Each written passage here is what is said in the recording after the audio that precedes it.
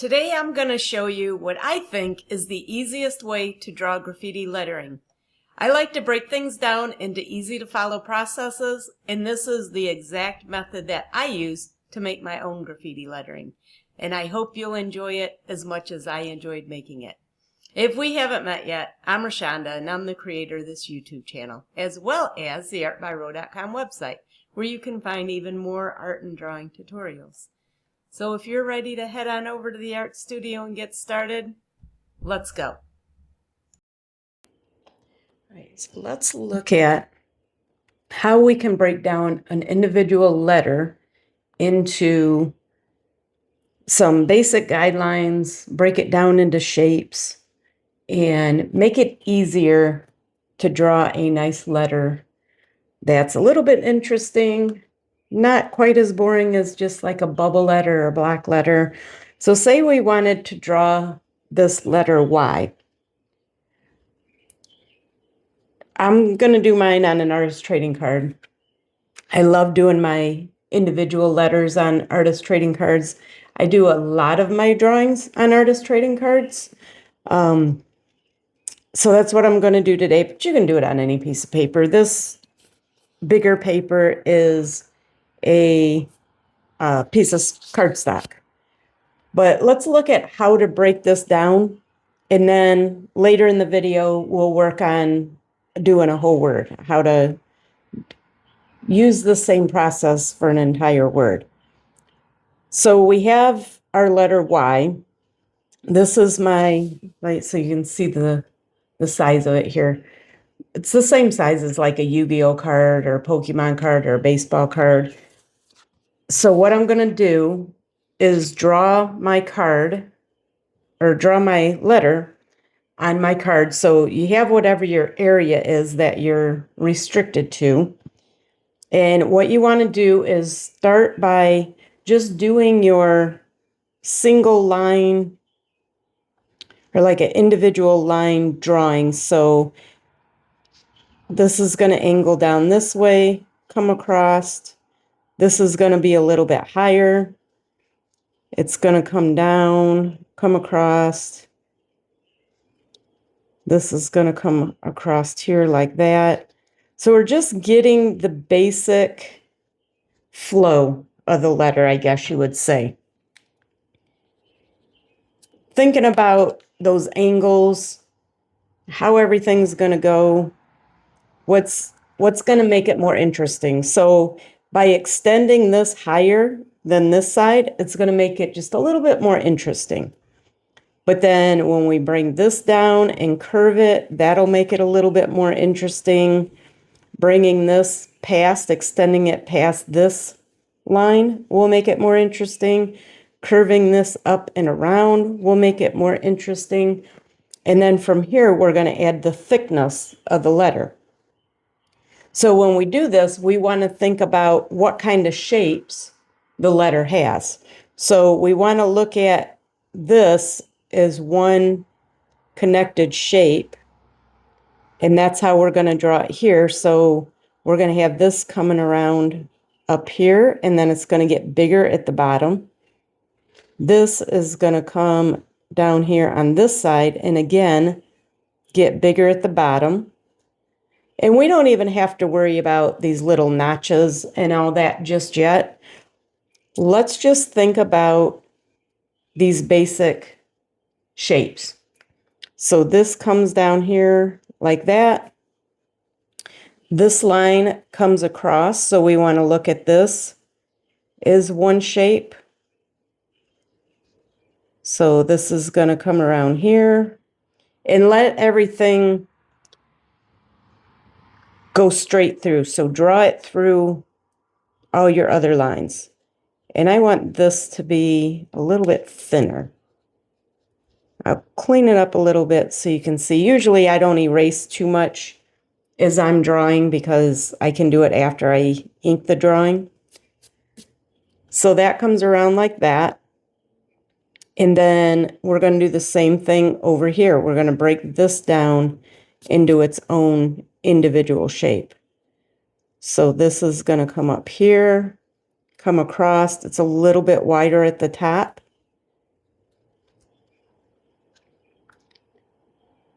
and I don't have this angle right. So I'm going to fix that before I get too far into my drawing and spending a bunch of time on it.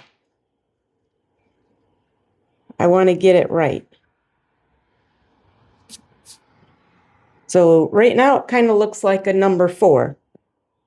So you could always use that as reference if you ever wanted to do a number 4.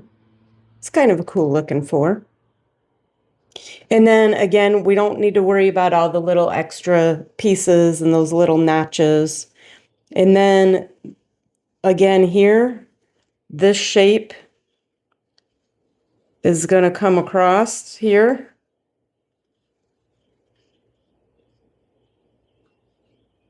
Like that. And then it's going to come up here, come around, overlap. So this little curved part, you could break it down into the little individual pieces if you want, or you can just draw it in. You have enough reference here, so we know this is going to go up to this next line. This is going to overlap here. It's going to overlap a little bit there. So at that point, it makes it a little bit easier to just draw it in. So from here, we can clean it up a little bit. We can add those little extra pieces. So up here, this is going to come up. And then we want that to come out a little bit. And then curve this line. So we drew this straight, but when we draw our actual line, we can curve it.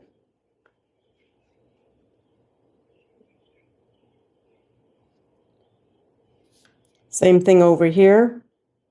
This comes around. We want to curve it a little bit. Make that come out. But we got some reference to work from.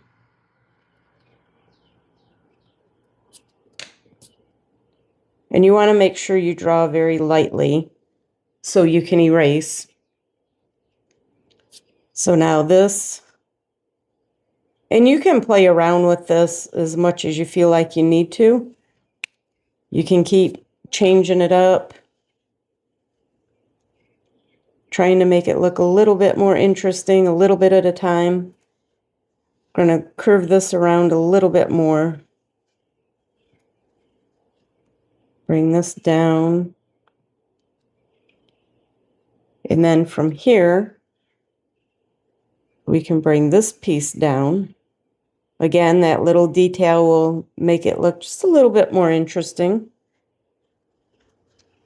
And then it's going to come around, come down here, and then that comes down there like that. And then a lot of these lines will end up getting erased. But once we go over it with the outlining pen, we just take an eraser, erase all this out of here. So that's going to come down there like that. And then up here, if we want to change this up a little bit,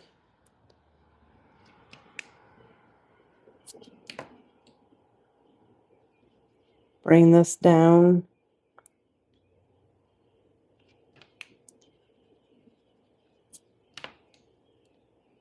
And have that come over like that.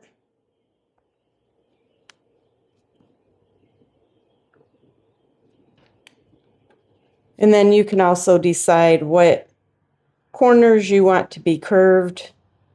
If you want them to have sharper edges, you can decide all those sorts of things.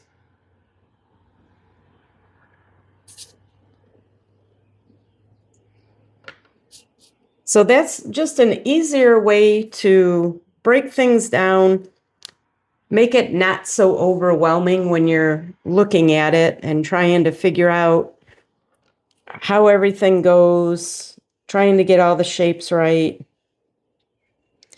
And like I said, you can keep tweaking it, playing around with it, changing it up a little bit.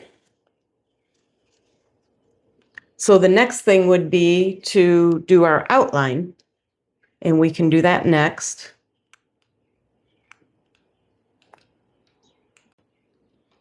So I'm going to use my Ohuhu pens. These are the ones I usually use, and I'm going to get that out of the way. So the next thing I like to do with my letters, and I'm going to go ahead and do this now so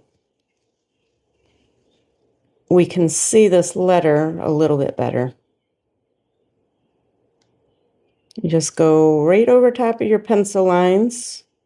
Obviously, just the ones you're keeping. You will have a lot of extra pencil lines, and that's okay. We'll clean it up and erase everything.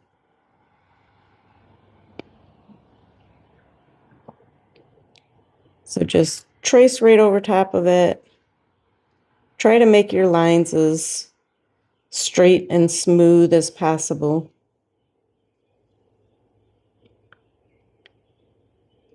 And I don't know how long this actually took to draw this out this way. Maybe about 5 minutes, I think. And that was with talking and explaining things.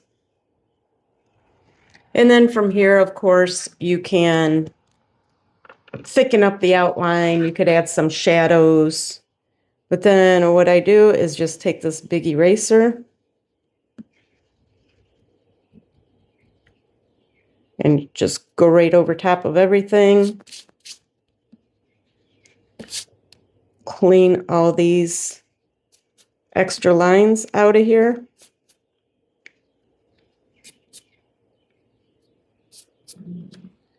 And then you have a nice outline of your letter. It's all clean. And from here, what I would do next is use that same pen and thicken up this outline. I like a nice thick outline on my letters. You can make your outlines however you like. So let's go ahead and move on to how we put this process together to make an entire word. The next thing I want to do is look at how to take what I showed you for the individual letters, and let's see how that applies to working on an entire word. So when I first started doing graffiti art, and I started it because of a lesson I was doing with my middle school students. And when I was learning how to do it and researching it, I did the word dream. So if we look at that word, and this is how I like to do mine. I like to find the center point. So there's 5 letters. So the E is the center point of my word.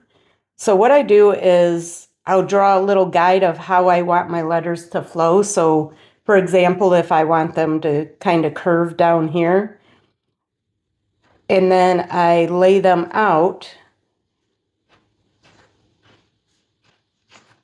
like this. Still using the single line, or it's not really a single line, I guess. We're using multiple lines, but just the one line per section of the letter, just like you would write it out. And you don't have to get super fancy with it, but it gives you an idea how everything's going to fit in together. And then from there, you can build around with your shapes. Now, you can get as detailed as you want with these, or you can just real quick write them in there so that you can see where everything's going to go. I like my letters to overlap. These might be a little too close together. You might want to spread them out a little bit because they're naturally going to overlap as you get the thickness in there. So again, one of the main points or benefits of drawing out some guidelines ahead of time is that it gives you an idea how everything's going to look. So I already feel like this letter's probably going to need a little bit more room, and that one as well, because when we put the thickness in, they'll overlap. Now, when I do mine, honestly, I don't break them down into shapes, but I can see the shapes when I look at them. So how detailed you need to be is going to depend on your skill level and your ability to be able to see how things break down and the overall shape of everything. If you can look at your letters and you can break down the shapes automatically, then you might not want to take the time to do all the individual shapes. But if you have a hard time seeing them, then I think it would definitely be worth the time to break everything down into those shapes like I showed you on the letter Y at the beginning of the video. I don't do that anymore because I've done enough of them that I can kind of see how everything breaks down and what connects. So I know these two lines need to connect with each other. I don't want this line to be way over here and it's going to look weird. So how much you need to do those guidelines and how much extra work you need to put into your letters is really going to just depend on your skill level and how comfortable you are with making all of your letters. And I know for me, back not too terribly long ago, I hated the idea of breaking things down into shapes. It felt super tedious to me. And I also kind of felt like that was an amateur thing to do. And after I realized that it really isn't, it's something that's very helpful. And I wish I would have started doing it sooner. So I'm just going to clean this up a little bit so you can see. So this is how I do my letters. I draw them out, just real simple. And then I block out the letter around it. Typically, I won't erase anything until after I do my black outline. So then for the next letters, I usually start with whatever the middle of my word is. And you can do it however you want. That's just how I like to work. And then I can either go work my way to the left or work my way to the right from this letter. So then I might want to do the A next. And this one's going to come down here, across this way, and kind of down like that. So again, I'm just going to use this as a rough guideline so that I'm not trying to draw from nothing. There's this thing that's called the blank page syndrome. And basically it just means when you're trying to work on some kind of a creative type project and you freeze up and you just stare at that blank page and trying to figure out how to get started with it. And if you start putting some marks on your paper, which in this case it's our guidelines, then you can get past that because your paper's no longer blank anymore. There's some kind of marks on there. It's just a nice way to get you started, give you a little bit of a jumping off point. And I know this is probably a little difficult to see what's going on here. So let me clean this up a little bit. And again, I wouldn't bother erasing anything when I'm doing this on my own, unless I need to clarify something a little bit.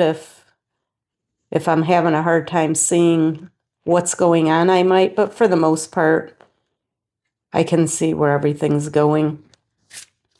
Now down here, where these two letters overlap, this is where you can decide if you want the E in front or the A in front. And I think I want to see this part of the A, so I would erase the lines from the E behind it. Or another thing you could do is you could erase both of them and just have your letters flow into each other. I've never actually drawn my letters like that, I don't think. I don't recall ever doing it that way, but what I mean by that is erasing all of this. And then when you do your outline, you just have these outside shapes.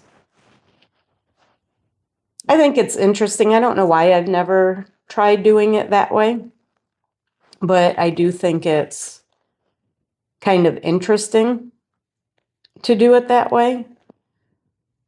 So this M, I need to come up this way a little more. I don't want it angled so far that way. And then I want this part to angle down. So it'd be more like that shape. And as you can see, I'm working on this back and forth a little as I go. You want to make sure you're drawing your lines very lightly. I'm drawing a little bit darker than what I typically would, just to make sure it picks up on the camera so you can see what I'm doing. But you really just want to work back and forth between your letters, your guidelines, adjust as you go.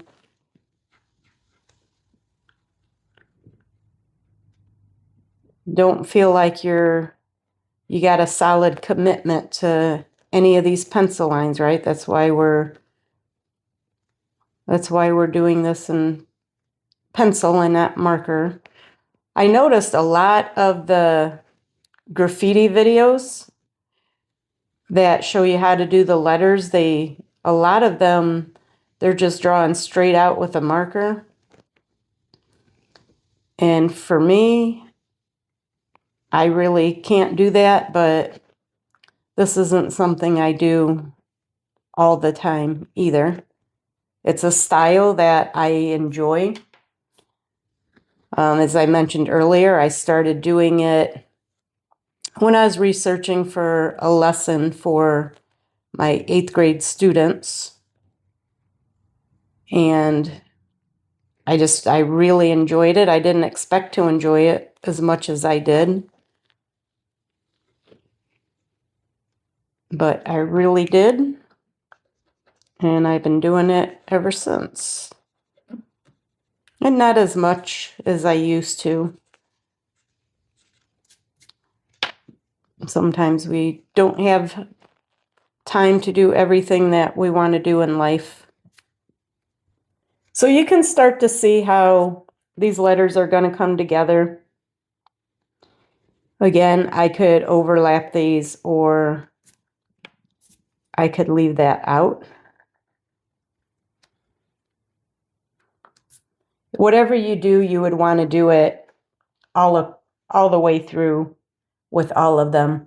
So I'm going to go ahead and do a time lapse of the last two letters, and I'll show you what it looks like when it's all done.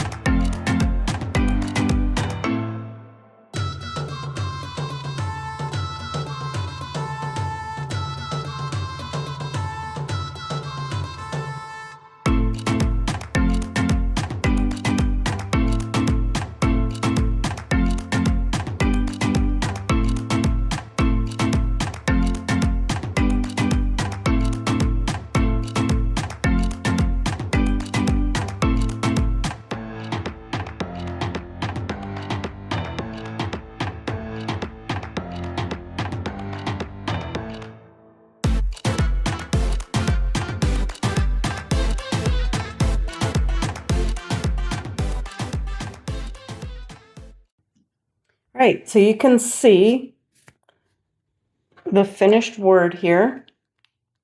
Now, if I was doing this as a full finished piece and not just an example, I'd probably play around with this D a little bit more. I don't love the angle. I would maybe want this shifted the angle a little bit, but I don't want this video to run too long. And the way it's drawn out, that's all right. That's not too bad. I'd kind of like the bottom to go over a little bit more. Normally what I would do next would be to outline everything. I'm not going to do all this today. I just want to show you how to lay out the letters. But I would outline this in my black and make a nice bold outline, and then add some color and some background images and finish it up. But I think this gives you a pretty good idea of my process and how I do things. And hopefully this helps you to be able to do your own graffiti style letterings. And I think you'll have fun with it as much as I did. And I will see you in the next video. Happy creating! That's it for today's video. I hope you enjoyed it, and hopefully you feel inspired to create some of your own artwork. If you did enjoy this video, please hit that like button. It really helps me out and I do appreciate it. And don't forget to subscribe if you want to get notified of future videos. And if you would like to get a free beginner's guide to graffiti art, check that out in the description box. I'll put a link in there, and I will see you next time. Bye!